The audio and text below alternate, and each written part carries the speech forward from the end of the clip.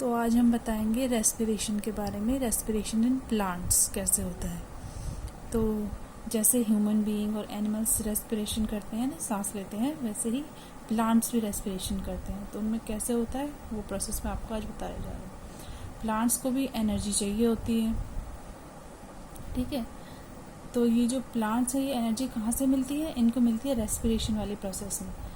उस प्रोसेस में क्या होता है कि जो ग्लूकोज होता है फूड के रूप में जो जमा होता है ग्लूकोज, उसका ब्रेक डाउन होता है ऑक्सीजन की प्रेजेंस में।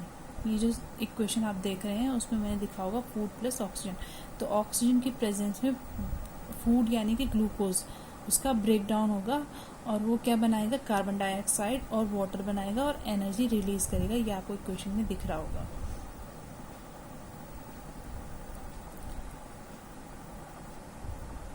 तो ये जो एनर्जी होती है, ये प्लांट को बहुत सारी प्रोसेसेस, लाइफ प्रोसेसेस कैरी करने के लिए यूज़ करता है इस एनर्जी को, जैसे कि रेस्पिरेशन में, सर्वाइवल के लिए।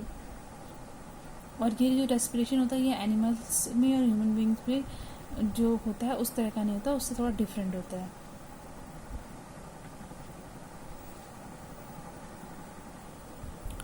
दो तरह के रेस्पिरेशन होते हैं। टाइप्स ऑफ रेस्पिरेशन पे आते हैं। दो तरह के रेस्पिरेशन होते हैं। एक होता है एरोबिक रेस्पिरेशन होता है, एक होता है एनारोबिक रेस्पिरेशन। एरोबिक रेस्पिरेशन हो गया प्लांट्स वगैरह में, और एनारोबिक हो गया यीस्ट एंड बैक्टीरिया वगैरह में। अब आते हैं जो एनर्जी प्लांट्स को मिलती है वो कैसे मिलती है, कहाँ से मिलती है। तो ये जो प्लांट्स को एनर्जी मिलती है ये ओनली डिफ्यूजन के थ्रू मिलती है, और डिफ्यूजन के थ्रू ही सप्लाई हो सकती है प्लांट्स में जितनी उनको एनर्जी चाहिए होती है रेस्पिरेशन के लिए। तो डिफ्यूजन कहाँ कहाँ होता है? डिफ्यूजन रूट्स में होता है, स्टेम्स में होता है और लीव्स में होता है। 3 जगह डिफ्यूजन होता है। अब आते हैं रेस्पिरेशन इन रूट्स और रेस्पिरेशन इन स्टेम और रेस्पिरेशन इन लीव्स कैसे कैसे होता है। ये फिगर दिखा रखा है मैंने रेस्पिरेशन इन रूट्स। सबसे पहला फिगर है रेस्पिरेशन इन रूट्स का। तो ये कैसे होता है? तो जो रूट्स होती हैं ये ज़मीन के नीचे होती हैं, ठीक है। तो रूट सेल को भी एनर्जी, ऑक्सीजन चाहिए होती है रेस्पिरेशन को कैरी करने के लिए और एनर्जी को रिलीज करने के लिए, अपने यूज़ के लिए। तो जो ये प्रोसेस चलती कैसे है इसमें मैंने आपको फिगर में शो कर रखा है। रूट है, उसमें एयर स्पेसेस हैं, सॉइल पार्टिकल्स हैं और रूट हेयर है। तो ये सारी चीज़ें जो फिगर में शो हो रही हैं ये रेस्पिरेशन में यूज़ कैसे होती है उसको मैं आपको डिटेल में बताती हूँ।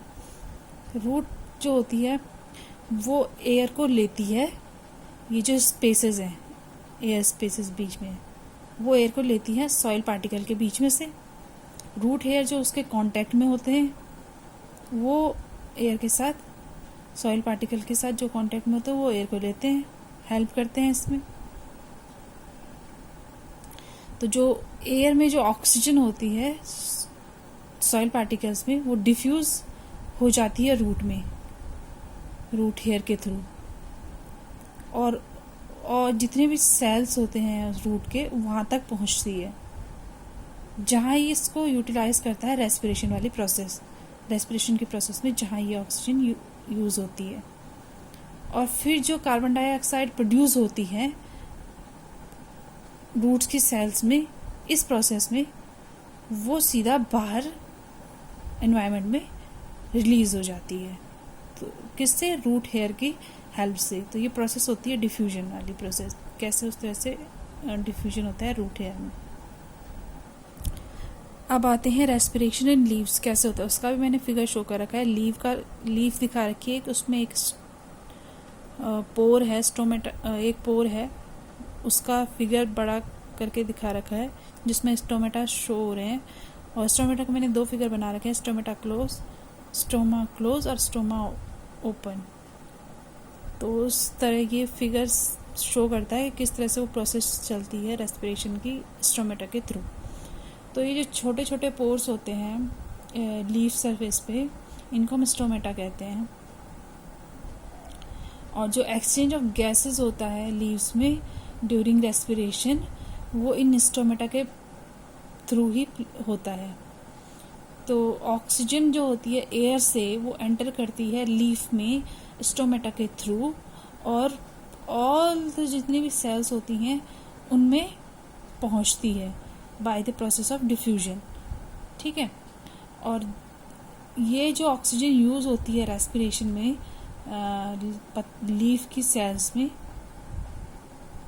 वहाँ यूज़ हो जाती है ऑक्सीजन, और जो कार्बन डाइऑक्साइड प्रोड्यूस होती है वो डिफ्यूजन में वो लीफ के स्टोमेटा के थ्रू एयर में, हवा में बाहर निकल रिलीज हो जाती है।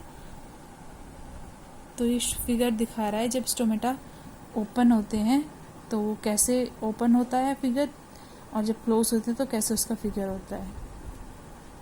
तो ये प्रोसेस में मैंने आपको एक्सप्लेन कर दिया कैसे स्टोमेटा के थ्रू एयर अंदर आई और कैसे बाहर गई। जब अंदर आई तो उसने ऑक्सीजन कैसे लिया, और जब बाहर गई तो उसने कार्बन डाइऑक्साइड कैसे रिलीज किया।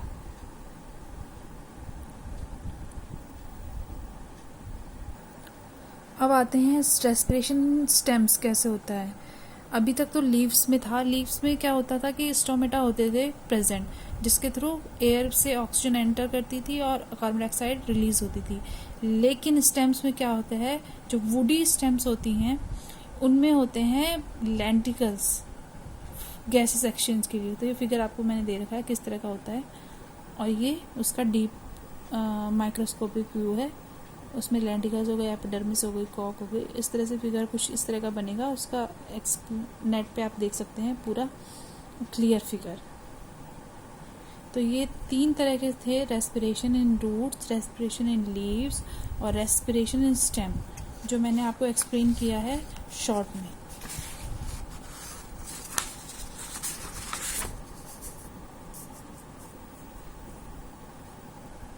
या फिगर देख सकते हैं, ये पॉइंट मैंने लिखे हुए हैं कुछ, इससे आप आइडिया ले सकते हैं कि रेस्पिरेशन इन प्लांट्स क्या क्या नोट्स बनाने हैं आपने, सिंपल से छोटे छोटे से। ये आइडिया लेने के लिए आपको छोटी सी वीडियो बनाई है मैंने।